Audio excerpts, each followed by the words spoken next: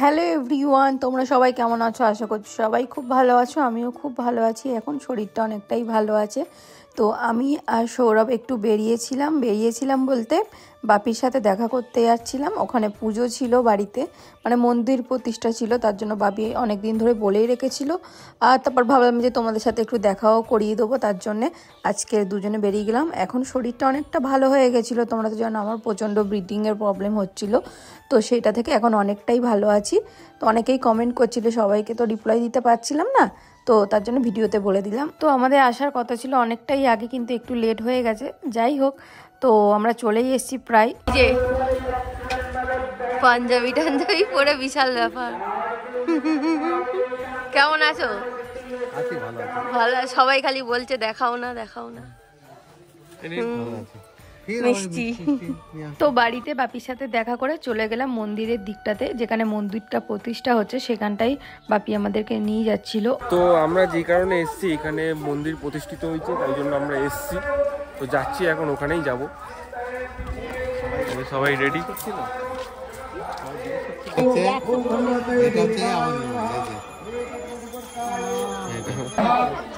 ভালো আছেন?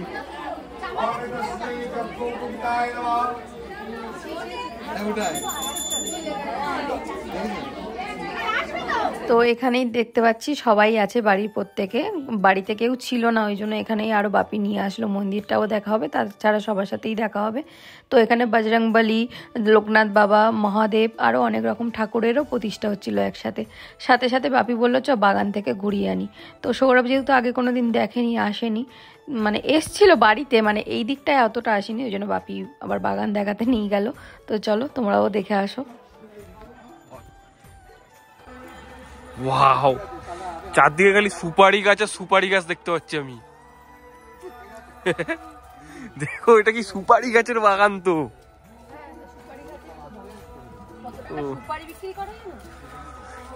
হ্যাঁ, বিশাল ব্যাপার তো। বলো সুবা কেসারি এখান থেকেই যায়।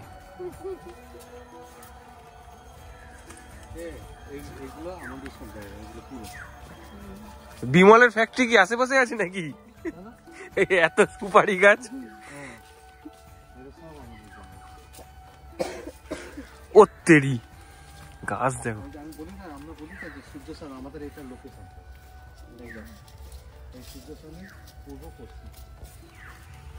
কি এটা?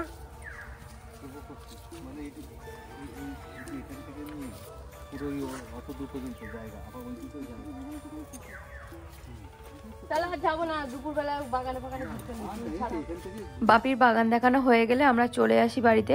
আর আমি বললাম যে তাড়াতাড়ি চলো, দুপুরবেলা বেশি বাগানে টাগানে ঘুরবো না, আমার শরীরটা ভালো না। তো অনেকটাই বেলা হয়ে গিয়েছিল, আর আমারও খিদেও পাচ্ছিল, সবারই খিদে পেয়েছে কম বেশি। তার জন্য বাপি বললো চ খেতে নিয়ে যাই। তো আমরা এখন এসছি খেতে। এটা কোথায় এসছি আমরা? আমাদের বাড়ি। আচ্ছা আচ্ছা, এটা আপনাদের বাড়ি। এখানে আমরা এখন পুরনো বাড়ি, সত্যি সত্যি মানে পুরনো বাড়ি। দেখো, মানে সেই আগেকার মানে একটা ব্যাপারটা আছে, সেই আমেজটা আছে এখনো বাড়িটার মধ্যে। এই বাড়িটা হচ্ছে পুরনো বাড়ি। এখানে আমাদের যত লোক কুটুম্ব এসছে তাদের সবার জন্য আলাদা করে এখানে নিরামিষ খাওয়ার ব্যবস্থা হয়েছে। আর যেখানে ঠাকুর প্রতিষ্ঠা হচ্ছে, পুজো হচ্ছে, ওখানে আলাদা খিচুড়ি ভোগ হচ্ছিল। তো বাপি এখানেই নিয়ে এসেছিলো খাওয়ানোর জন্য। আর সৌরভ তো কোনোদিন আসেনি, ওই জন্য ঠিক করে বলতে পারছিল না। তো চলো লাঞ্চটা সেরে নিই, কী আছে মেনুতে দেখিয়েও দিই তোমাদেরকে। তো এখানে ছিল হচ্ছে ফার্স্টে সাদা ভাত, বেগুনি, আর বেগুনিগুলো খুব মজমজে ছিল। দেখো আমি ফার্স্টেই বেগুনি খাওয়া শুরু করে দিয়েছি। আমার যেহেতু ঠান্ডা লেগে আছে, অ্যালার্জি, তাই সৌরভ বারবার বলছিল বেগুনি খেও না। তো যাই হোক, তাও আমি জোর করে খেয়েছি। তো তারপর ছিল সবজি, ডাল, আর ছিল একটা 5 রকম, মানে সব রকম শীতকালে সবজি দিয়ে একটা চচ্চড়ি ছিল, আর ছিল এঁচোড়ের তরকারি। আমি এঁচোড়টা খাইনি। আর ছিল চাটনি, পাঁপড়, মিষ্টি, ব্যাস এইটুকুই ছিল। তো নিরামিষ রান্না হলেও কি হবে, খেতে কিন্তু প্রত্যেকটা খুব সুন্দর ছিল। আমার তো খুবই ভালো লেগেছে। লাঞ্চ কমপ্লিট হয়ে গেছে আমাদের। আমরা যাচ্ছিলাম বাড়ির দিকে, মন্দিরের দিকটায় আর যাইনি, যেহেতু আমি পুজো দিতে পারবো না, পুজো দিইনি, তার জন্য আর যাইনি। একবার তো দেখা হয়ে গেছে, ঠাকুর ওখানে প্রণাম করে নিয়েছিলাম তখন, ওই জন্য আর যাইনি। বাপি বললো চ ঘরে চ, একটু রেস্ট নিবি। তো অনেকক্ষণ রেস্ট নেওয়া হয়ে গেছে। এবার আমি সন্ধ্যের আগেই বাড়ি চলে যাব, কারণ সন্ধ্যে নামার সাথে সাথে কিন্তু অনেক ঠান্ডা পড়ে যাবে। আর তো কারোর সাথে দেখাই হলো না, কারণ সবাই হচ্ছে মন্দিরের ওখানটাই ছিল। বাপি বললার মন্দিরের ওখানে যেতে হবে না, সন্ধ্যা হয়ে যাচ্ছে, বাড়ি চলে যা। তো অনেকটাই বিকেল হয়ে গেছে, ওই জন্য আমরা চলে যাচ্ছিলাম বাড়িতে। কিন্তু কালকে যাওয়ার কথা। হ্যাঁ, তাহলে ব্লগটা শেষ করছি না কিন্তু। আপনি এখানে ব্লগটা শেষ করুন। তো চলো টাটা।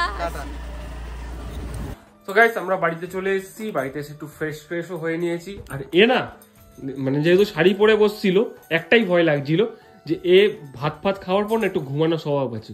তো সত্যিও গাড়িতে বসে এক পাশে কিন্তু ঝেমাচ্ছিল, আর আমি ওকে ডাকতে এনেছি এ ঘুমাবে না। ওই ঘুমটা হবে তোমার লাস্ট ঘুম যদি গাড়িতে ওরকম ভাবে ঘুমাও। কি সব বলছো তুমি? লাস্ট ঘুম? হ্যাঁ, ওরকম ভাবে ঘুমাতে নেই গাড়িতে। তা আমি ঘুমিয়ে পড়লে কি হবে? কি হবে মানে? ঘুমিয়ে পড়ছিলাম তো আমি কি করবো সেটাই বল। আরে দেখো জানো কতদিন দেখে, মানে ক্যামেরা অন করলে যেন একটু বেশি উত্তেজিত হয়ে যায় না? ও সব জানি, একটু ফ্রেম দিতে হবে, একটু ফ্রেম। ছোট কুকুর, এটা হলো ছোট কুকুরটা, এটা আমার ছোট কুকুরটা। তো চলো ব্লগটা কন্টিনিউ রাখছি, কারণ আশা করছি যে ওর বাপি কালকে আসবে, কথা দিয়েছে। আমি শিওর। ও বলছে শিওর আসবেন, আমি বলছি ঠিক আছে আসতে পারে, উনি যেহেতু বলেছে যে ব্লগটা কালকেই শেষ করবে উনি আসলে। তো দেখা যাক কথা রাখে কিনা। চলো কালকেই তোমাদের সাথে দেখা হচ্ছে। তো গাইস আমি জানতাম যে আমার শ্বশুর মশাই আসবে না, কিন্তু তার বদলে আসছে এই যে এরা আসছে। দেখো এখনো পর্যন্ত বাড়িতে ঢোকেনি, কিন্তু আমি ক্যামেরা অন করে দিয়েছি। তো এখন আসছে বোন। এই সিম্বাকে বাঁধো, সব চলে এসছে। দেবা কই?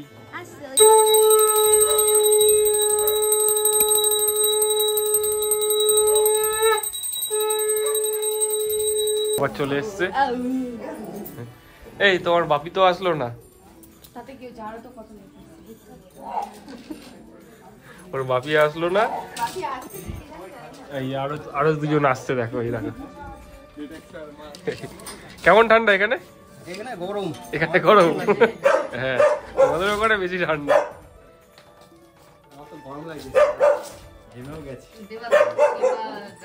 আর এইখানে মা শাশুড়িগিরি শুরু করে দিয়েছে। তোমার যে মেনুতে কি আছে? মেনুতে কাতলা মাছের কালিয়া। আচ্ছা, আর দাঁড়া কত ব্যস্ত দেখেছো। তুমি বলো মেনুতে কি আছে? তুমি সারাদিনে কি করেছো? আমি যেমন ঘর গুছিয়েছি, অনেক কাজ করেছি। দাঁড়া আমি বলছি, দাঁড়া। আমার ব্যাকগ্রাউন্ডটা খুব ব্যস্ত তো তাই জন্য। ওই তো আমি বলছি, দেখে বলছি কি করেছি। বল কি করেছো? এই যে কাতলা মাছের কালিয়া। এদিকে ফিরে বলো। দেখাও তুমি। আচ্ছা, কাতলা মাছের কালিয়া, আর এই যে আলু ভাজা, এটা তোমার জন্য। টক ডাল আছে যে নিচে টক ডাল, মানে টমেটো দিয়ে ডাল, যেটা আমার খুব ফেভারিট একটা ডাল। আর এই যে বাঁধাকপি, মাছের মাথা দিয়ে বাঁধাকপি, যেটা আমি খেতে পারবো না। আর এটা উচ্ছে আলু ভাজা। এইটুকুনি খাবার? আমরা গরিব মানুষ, গরিবের মতো আয়োজন।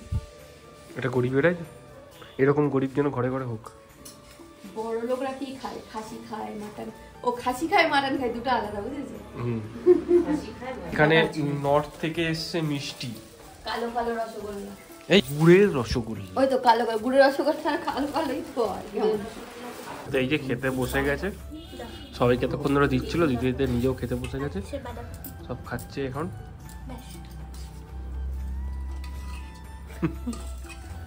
আমাকে ডাল দাও। তো সন্ধেবেলা আমাদের টিফিনের আয়োজন চলছে। এই হচ্ছে মুড়ি, শসা। আর কেমন লাগছে আমাদের এখানে? ভালো লাগছে? এখন ওই কোনায় উঠে গেছে, সিম্বা দেখছে, দেখো কিরকম ভাবে। সিম্বা দেখি লাগছে, দেখেছো সিম্বাকে? সিম্বাকে কেমন লাগছে বলো? সিম্বাকে কেমন লাগছে বলো? পারফেক্ট। চুলটা তোমার লাগছে, দেখো না, পুরো গঙ্গাধর। দেখো চুলটা। দাদাটা নাকি তুমি শিখিয়েছো দাদাকে? এইরকম ভাবে আমি সবসময় ঘরে বেঁধেই ঠান্ডা লাগে না। মা কি ব্যস্ত দেখো, মুড়ি দিচ্ছে সবাইকে। মুড়ি আমার বৌমা খেতে খুব ভালোবাসে, হ্যাঁ একটু বেশি লাগে মুড়িটা খুব ভালোবাসে। এখন বাজে প্রায় 7:40। এখন ঘুম থেকে উঠলো। তো আজকে তো বাপির আসার কথা ছিল, কিন্তু বাপি এলো না, ওই জন্যই আমি একটু বাপির ওপর অনেকদিন ধরে রেগেছিলাম।